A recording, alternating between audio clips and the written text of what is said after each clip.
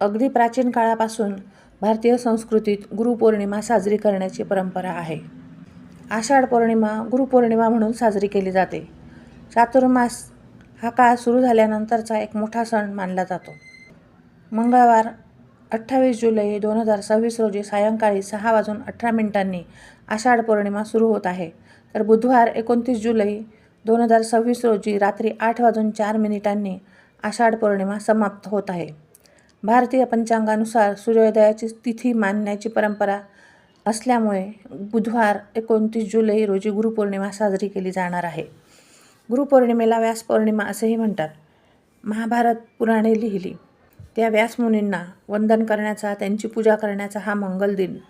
गुरु म्हणजे अज्ञानाचा अंधकार नाहीसा करून ज्ञानाच्या प्रकाशाच्या वाटेकडे घेऊन जाणारी वंदनीय व्यक्ती. अगदी प्राचीन काळापासून भारतीय संस्कृतीत गुरुपौर्णिमा साजरी करण्याची परंपरा आहे.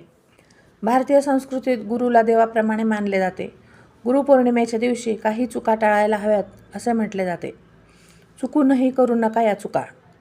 गुरूंचा अपमान कधीही करू नका. एखादी गोष्ट पटली नाही तर त्यावर चिंतन करा, परंतु गुरूंच्या शब्दाचे उल्लंघन करू नका.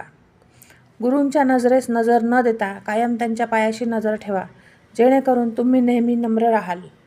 शिष्याने कधीही गुरूच्या बरोबरीने आसनावर बसू नये. गुरूचा दर्जा देवाच्याही वरचा आहे.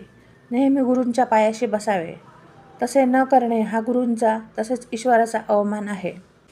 गुरूंसमोर आपली संपत्ती आणि समृद्धीचे प्रदर्शन करू नका. जे मिळाले आहे ते त्यांच्या कृपेने मिळाले आहे हे लक्षात ठेवा. गुरूंच्या भाषणातील प्रत्येक शब्द तुमच्या सर्व संपत्तीवर भारी आहे. त्याच्या ज्ञानाची परतफेड कधीही होऊ शकत नाही. गुरूंशी कधीही खोटे बोलू नका. नेहमी प्रामाणिक राहा, कारण तेच आपल्याला सन्मार्गाची वाट दाखवणारे आहेत.